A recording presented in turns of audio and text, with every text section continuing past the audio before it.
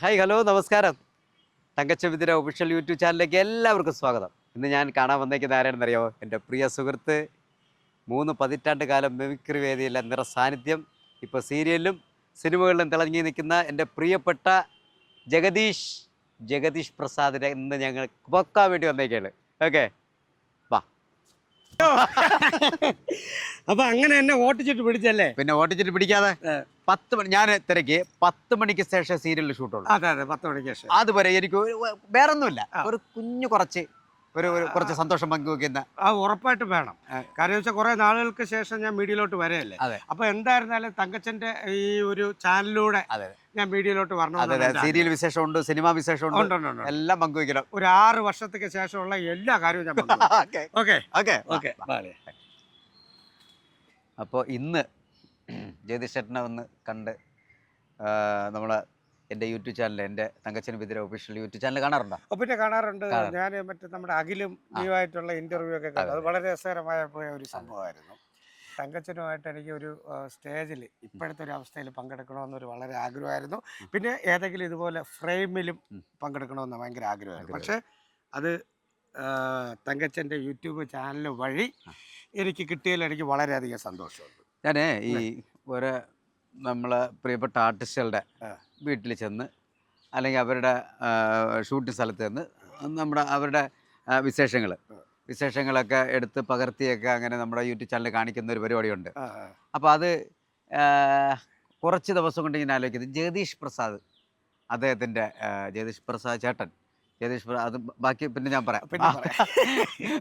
ജഗദീഷ് പ്രസാദ് ചേട്ടൻ്റെ വീട്ടിൽ പോയിട്ട് ഈ ഇൻ്റർവ്യൂ ഒന്ന് ഇങ്ങനെ പകർത്തി നമുക്ക് യൂട്യൂബ് ചാനൽ കാണിച്ചാലോ എന്ന് പറഞ്ഞാൽ അങ്ങനെ. അപ്പോൾ വീട്ടിൽ പോകാൻ പറ്റില്ല, കാരണം ഷൂട്ടിംഗ് ലൊക്കേഷനാണ്. ഇത് കഴിഞ്ഞിട്ട് പുള്ളിക്കാരന് വേറെ ഷൂട്ടിന് പോകണം, സീരിയലിൻ്റെ ഷൂട്ടുണ്ട്. അപ്പോൾ അതിന് പോകണം. അതുകൊണ്ട് ഞാൻ ഇടയ്ക്ക് വെച്ച് പിടിച്ചതാണ്. ഇതെന്ന് പറഞ്ഞു കഴിഞ്ഞാൽ എല്ലാവർക്കും അറിയുന്ന സ്ഥലമാണ്, കരമന ആറിൻ്റെ തീരത്തിലാണ്.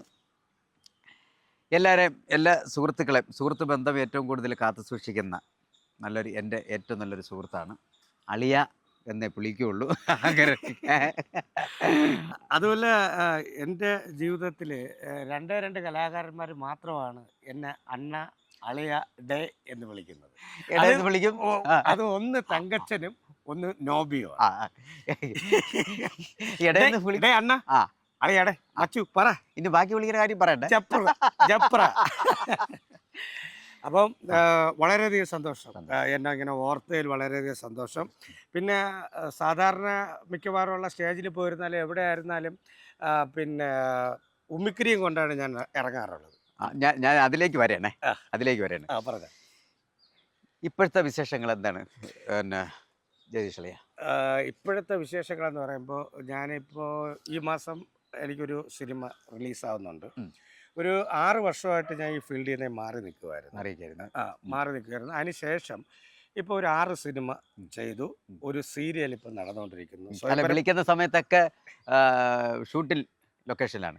അപ്പോൾ സീരിയലില്ല, സിനിമ ലൊക്കേഷൻ. ഇറങ്ങിയതിന് ശേഷം ഇപ്പോൾ സിനിമയാണ് കൂടുതൽ ചെയ്തത്. ഒരു സീരിയൽ ചെയ്യുന്നുണ്ട്, സൂര്യ TV-യിൽ സ്വയംവര പന്തൽ എന്ന് പറഞ്ഞ സീരിയലാണ് ഇപ്പോൾ അഭിനയിച്ചുകൊണ്ടിരിക്കുന്നത്. സിനിമ വിശേഷങ്ങൾ ഇപ്പൊ ഈ അടുത്തിറങ്ങാൻ പോകുന്ന 2 എന്ന് പറഞ്ഞ സിനിമയാണ്. നേമം പുഷ്പരാജ് സാറാണ് ഡയറക്റ്റ് ചെയ്യുന്നത്.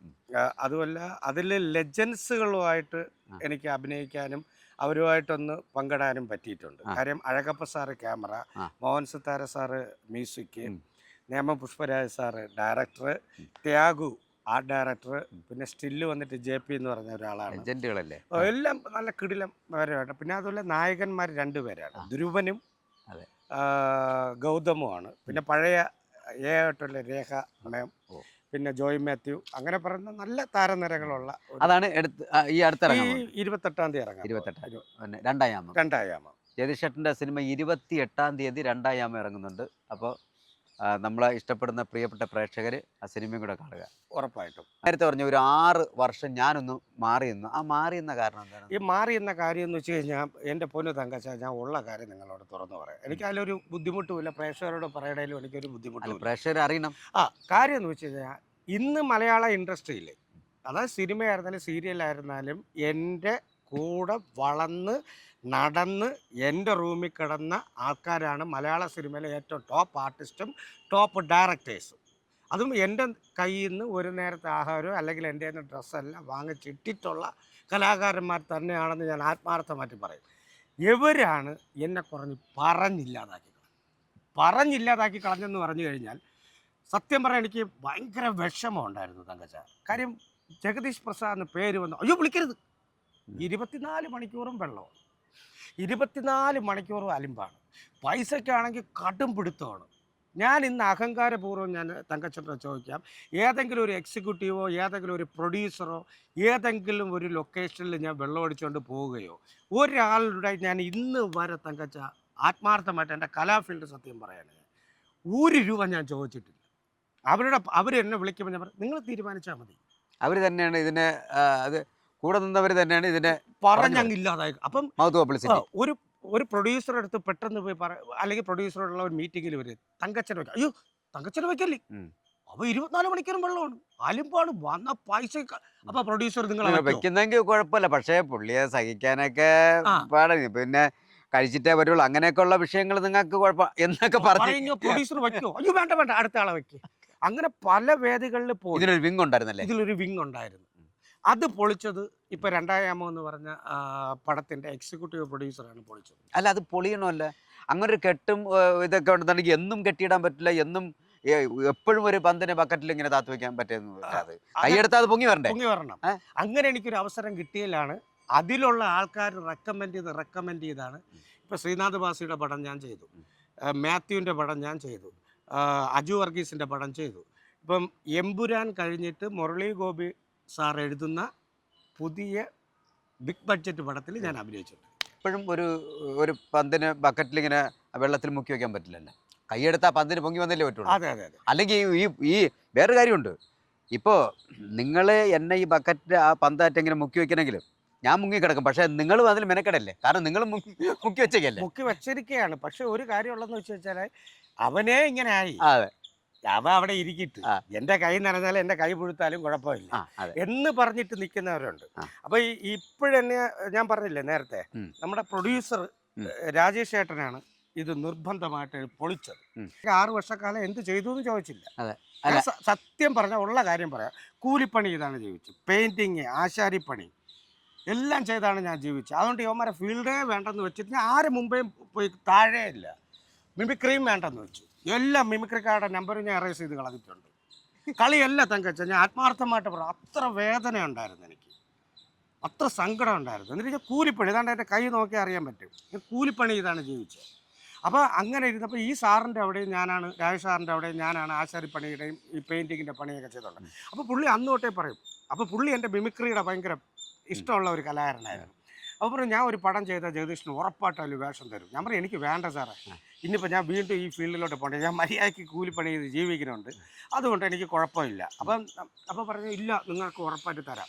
അപ്പോൾ പുള്ളിക്കാരൻ അവിടെ ചെന്നിട്ട് പറഞ്ഞു നമുക്ക് ആ ധ്രുവൻ്റെ കൂടെയുള്ള ക്യാരക്ടർ ആരെ ചെയ്യാം. ഉടൻ പുള്ളി ഇവിടുത്തെ മലയാള സിനിമയിലെ ഏറ്റവും ഇപ്പം നന്നായിട്ട് നിൽക്കുന്ന ആൾക്കാരുടെ പേരുകളെല്ലാം പറഞ്ഞ് തങ്കച്ചൻ്റെ പേരും അതിൻ്റെ അകത്ത് വന്നു. ഉള്ള കാര്യം പറയാം, മഹാദേവനാണ് സത്യം, തങ്കച്ചൻ്റെ പേരും വന്നു.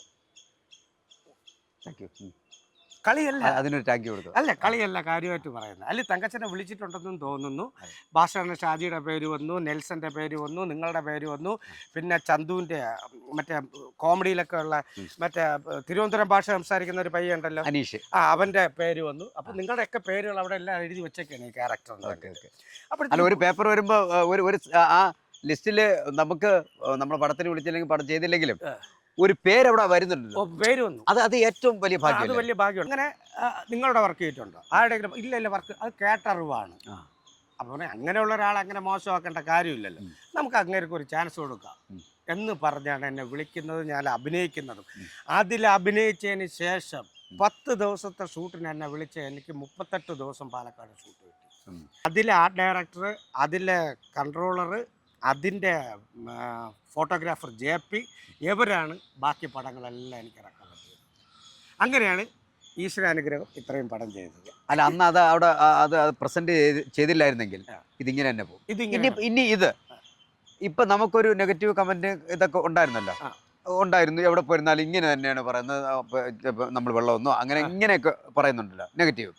ഈ നെഗറ്റീവ് ഇനി വരുന്നത് ഇതിനി പോസിറ്റീവ്, ഇനി പോസിറ്റീവാണ് എല്ലാ സ്ഥലങ്ങളിലും. ഇനി എല്ലാം നമ്മൾ അതുമല്ല, എൻ്റെ കൂടെ ധ്രുവനായിരുന്നാലും നമ്മുടെ ഏട്ടയിലൊക്കെ അഭിനയിച്ച രേഖ ചേച്ചി ആയിരുന്നാലും പറഞ്ഞ ഒരു കാര്യമുണ്ട്. ജഗദീഷെ പഴയ കാര്യങ്ങൾ ചിന്തിക്കരുതില്ലേ, ആൾക്കാരെന്ത് പറഞ്ഞാലും ചിന്തിക്കരുത്, ജഗദീഷ് മുന്നോട്ട് പോകും.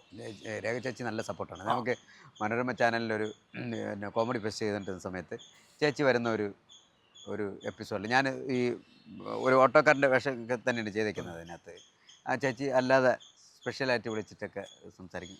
അടിപൊളി, നന്നായിട്ട് പറയും. അത് പുള്ളിക്ക് ഈ കോമഡി ഭയങ്കര ഇഷ്ടമുള്ള കാര്യമാണ്. ഇങ്ങ് വിളിക്കും, വിളിക്കും. ജഡ്ജി ചെയ്തോണ്ടിരിക്കുന്ന അവിടെ ഇഞ്ഞ് വിളിക്കും. വിളിച്ചിട്ട് പറയും നന്നായിരുന്നു കേട്ടോ, സൂപ്പറായിരുന്നു, നന്നായിരുന്നു എന്നൊക്കെ പറയും. അങ്ങനെ ഭയങ്കര സപ്പോർട്ടാണ്.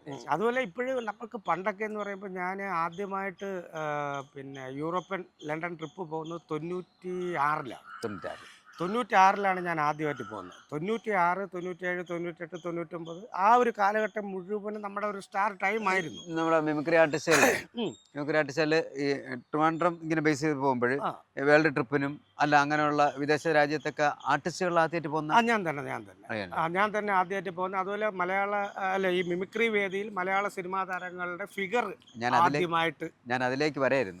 അപ്പൊ ഞാൻ അതിലേക്ക് വന്ന് ഇടുന്നതിന് മുമ്പ് അളിയ ഇങ്ങോട്ട് പറഞ്ഞു. കാര്യം ആദ്യമായിട്ട് മലയാള സിനിമാ താരങ്ങളെ കളിയാക്കാതെ ആത്മാർത്ഥമായി ചെയ്യുന്നത് ഞാനായിരുന്നു.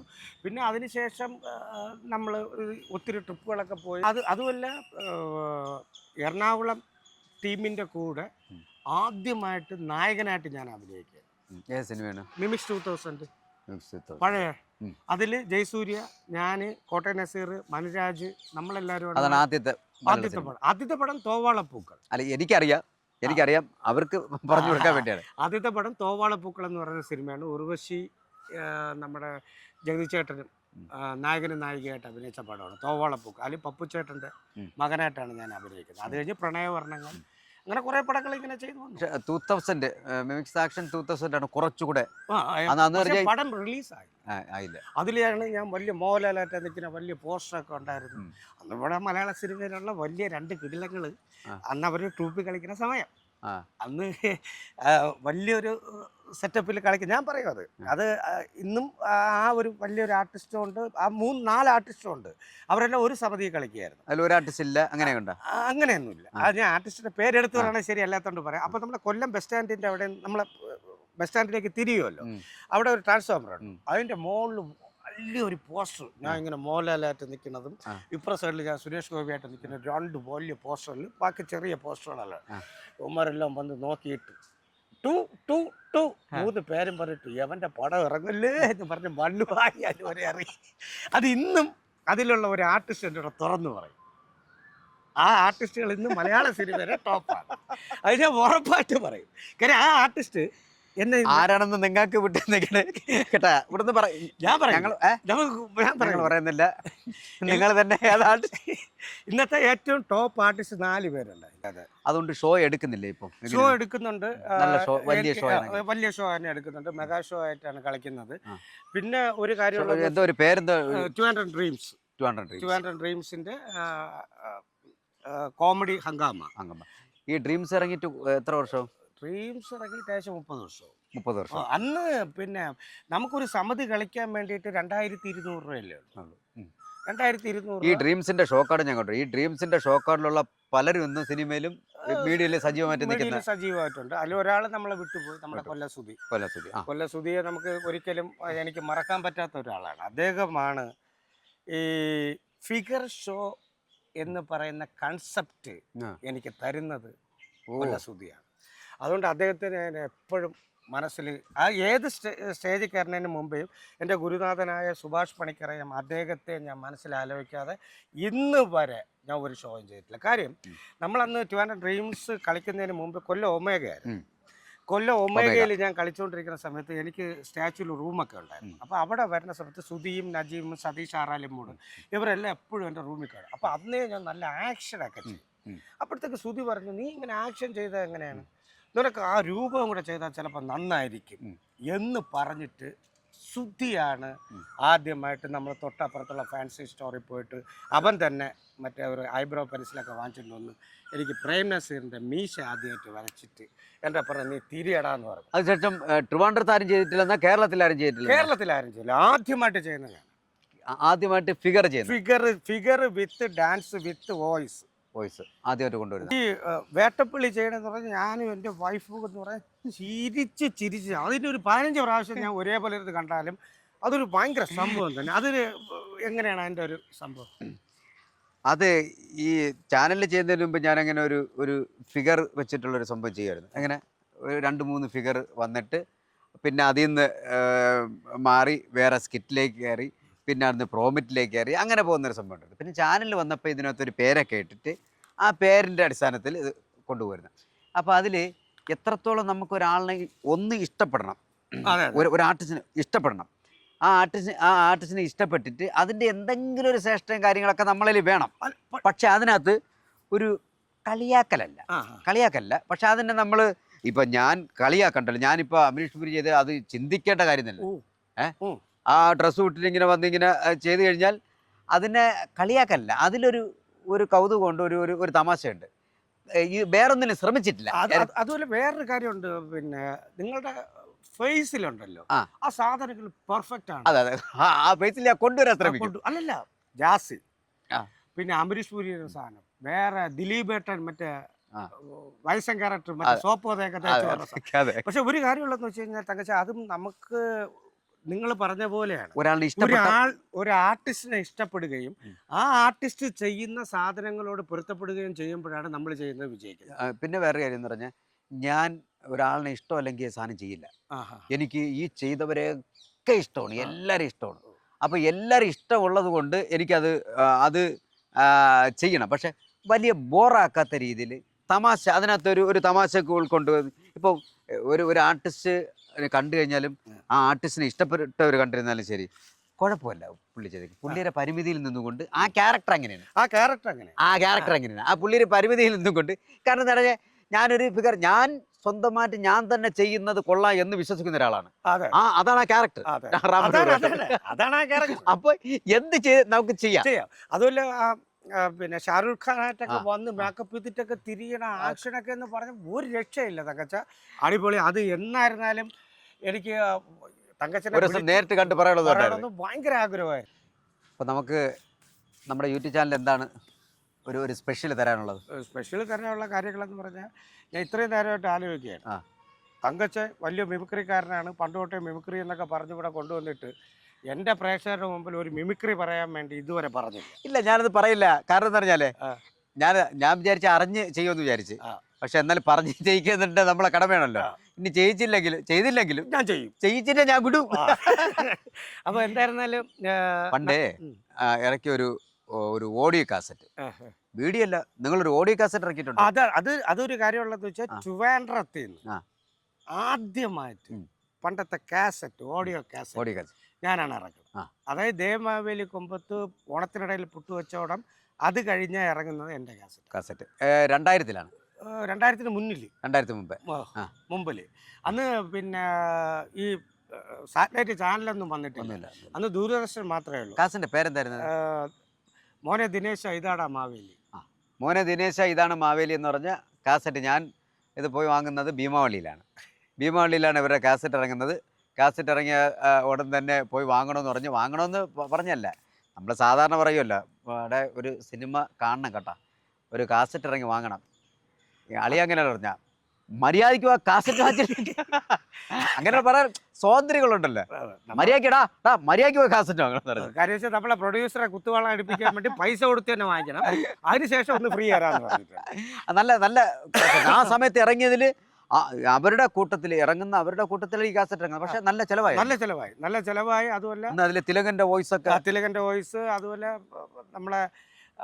നമ്മളെയൊക്കെ വിട്ടുപിരിഞ്ഞ അരുൺ വെഞ്ഞാറമ്മൂടാണ് അതിൽ സൗണ്ടൊക്കെ കൊടുത്തിരിക്കുന്നത്. അരുണ് ഒത്തിരി കൊല്ലസുതി എല്ലാവരും ഉണ്ടായില്ലേ, നമ്മുടെ അന്ന് വേണ്ടപ്പെട്ട കൂടെ നിന്ന് എല്ലാവരും ഉണ്ട് അതിൽ. പിന്നെ എനിക്ക് ഏറ്റവും വേണ്ടപ്പെട്ട കുറേ നമ്മുടെ ആൾക്കാരെല്ലാവരും അതിൻ്റെ അകത്ത് സഹകരിച്ചിരുന്നു. അതുപോലെ ഏറ്റവും വലിയ സ്റ്റുഡിയോയിലായിരുന്നു റെക്കോർഡിംഗ് ഉണ്ടായിരുന്നു. കാര്യം നമ്മുടെ ഗാനമേള ഇതിൽ സുഖേന്തു എന്ന് പറഞ്ഞിട്ട് നമ്മുടെ കീബോർഡൊക്കെ വായിക്കുന്നതും വയലിനൊക്കെ വായിക്കുന്ന അദ്ദേഹമായിരുന്നു എൻ്റെ പ്രൊഡ്യൂസറായിരുന്നു. അപ്പോൾ അദ്ദേഹത്തിന് നല്ല ക്വാളിറ്റി വേണമെന്ന് തോന്നി അദ്ദേഹം അങ്ങനെ ചെയ്തു. അതിൽ ഞാൻ കുറേ ചെയ്തിട്ടുണ്ട്. ആ കാസറ്റിന്റെ പുറകെ ഉള്ള ആ സമയമൊക്കെ എനിക്കറിയാം. ആ കാസറ്റിന്റെ പുറകെ നജീം ഷായും കൂടെ ചേർന്നാണ് എഴുതിയത്. സതീഷ് ആറാലമ്മൂടെ എല്ലാവരും ഉണ്ടായിരുന്നു. പിന്നെ എനിക്ക് ഇതുപോലെ ഈ പ്രോഗ്രാം ചെയ്യുന്ന സമയത്തൊക്കെ ഒത്തിരി ഉം. അനുഭവങ്ങളുണ്ടായിട്ട് ചിരിക്കാൻ പറ്റുന്ന അനുഭവങ്ങളുണ്ട്, അല്ലാത്തത് അത് വേണം, അത് പറയണം. അത് പറയണം. ആ. അതായത് ഞാനന്ന് കത്തി ആ. കളിച്ചുകൊണ്ടിരിക്കുന്ന സമയം.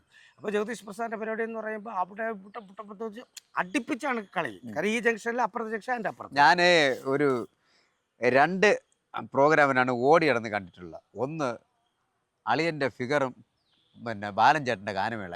ഇതെന്ന് പറഞ്ഞു കഴിഞ്ഞാൽ ബാലൻ ചേട്ടൻ്റെ ഗാനമേള ഒരു സ്ഥലത്താണെങ്കിൽ അവിടെ ഈ വേറെ സ്ഥലത്ത് കളിച്ചിട്ട് വന്നിരുന്നാലും ഞാൻ അപ്പുറത്ത് പോവും, അവിടെ പോയിട്ട് ഇപ്പുറത്ത് ഇവിടെ ഇതിൻ്റെ ഫിഗർ ഷോ. ഇത് ഈ രണ്ട് സാധനങ്ങൾ ആ സമയത്ത് കിടന്ന് ഓടിക്കൊണ്ടിരുന്നത്. അപ്പം അങ്ങനെ കളിച്ചോണ്ടിരിക്കുന്ന സമയത്ത് അന്ന് ലൈൻ ഫോണാണല്ലോ.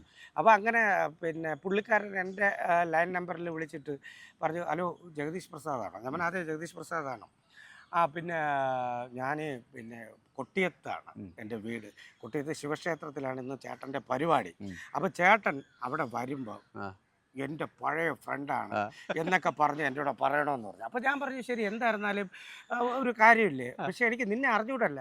അപ്പോൾ അവൻ പറഞ്ഞു, ഞാൻ ഒരു വെള്ള മുണ്ടും ചുവന്ന ഷർട്ടൊക്കെ എനിക്ക് ഇട്ടേക്കുന്നത്, എനിക്ക് കാറുണ്ട് മാരുതി 800, ഞാൻ ആ കാറിൽ വരുമ്പോൾ ഞാൻ കൈ കാണിക്കുമ്പോൾ അണ്ണ എന്നെ കണ്ടോടെ, കൈ കാണിക്കണം, ഭയങ്കര കമ്പനി ആയിരിക്കണം എന്നൊക്കെ പറഞ്ഞു. അപ്പോൾ ഞാൻ പറഞ്ഞു പിന്നെ എന്ത്, അടിച്ച് പൊളിക്കാം. ഉടൻ തന്നെ ഞാൻ നേരെ വണ്ടിയിൽ വന്നിട്ട് പറഞ്ഞു പയ്യന്മാരുടെ എല്ലാം പറഞ്ഞു, ഇന്ന് കൊട്ടിയത്ത് പരിപാടി സ്ഥലത്ത് ഒരു ഇരയുണ്ട്, അവ എല്ലാം സെറ്റ് ചെയ്ത് വെച്ചിട്ടുണ്ട്, നമ്മൾ അവിടെ ചെന്ന് നമുക്ക് അടിച്ച് പൊളിക്കാമെന്ന് പറഞ്ഞു. അപ്പോൾ യുവമാരെല്ലാം ആ ത്രില്ലിൽ അവിടെ വന്നു. ഞാൻ ആദ്യം അവിടെ ചെന്നു. അപ്പം നമ്മുടെ മനസ്സിൽ ഈ കൊട്ടിയത്ത് എത്താറായി, ആ അമ്പലത്തിൻ്റെ അവിടെ എത്താറാകുമ്പോൾ നമുക്ക് അവനെയാണ് നമ്മളെ മൈൻഡിൽ വരുന്നത്. നമ്മൾ വണ്ടിയിൽ നിന്ന് ഇറങ്ങുന്നു, പുള്ളി ജഗദീഷ് ചേട്ടാന്ന് വിളിക്കുന്നു, നമ്മൾ ഓടിച്ചെന്ന് അവനെ കെട്ടിപ്പിടിക്കുന്നു, എടാ എന്താ സുഖം തന്നെ എന്നൊക്കെ ചോദിക്കുന്നു, സ്വതന്ത്രമായിട്ട് പോകുന്നു. ഇതായിരുന്നു നമ്മുടെ കൺസെപ്റ്റ്.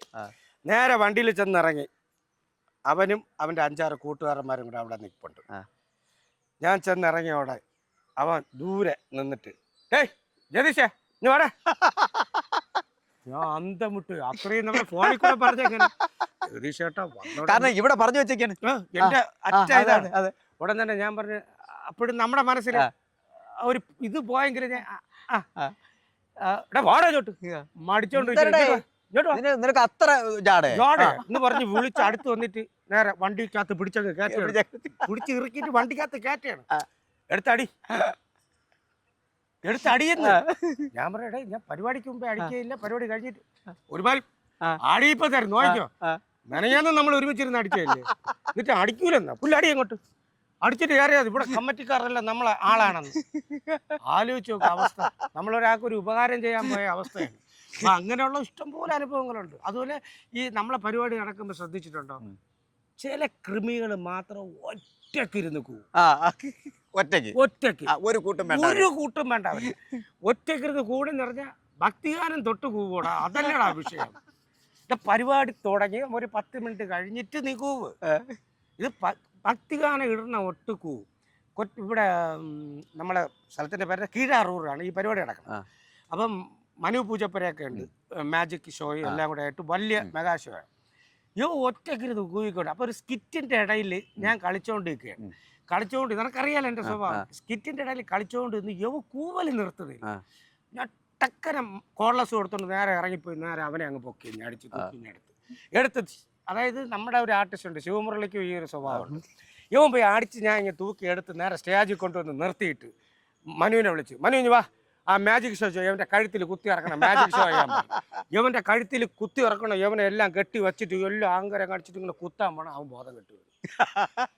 അങ്ങനെ ഒരു വലിയ അനുഭവം കീഴാറൂർ, അത് അവിടെ എല്ലാവർക്കും അറിയാം. ഇഷ്ടംപോലെ നമ്മൾ കടം കിടപ്പുണ്ട്. എന്തോരാണ് പറ, ഞാൻ കഥ കേട്ടിട്ടേ പോണല്ലോ. നീ പറ, നമ്മൾ കടം കിടപ്പുണ്ട്. എന്തിനാണ് കഥ? കടം എന്താണ് പറ.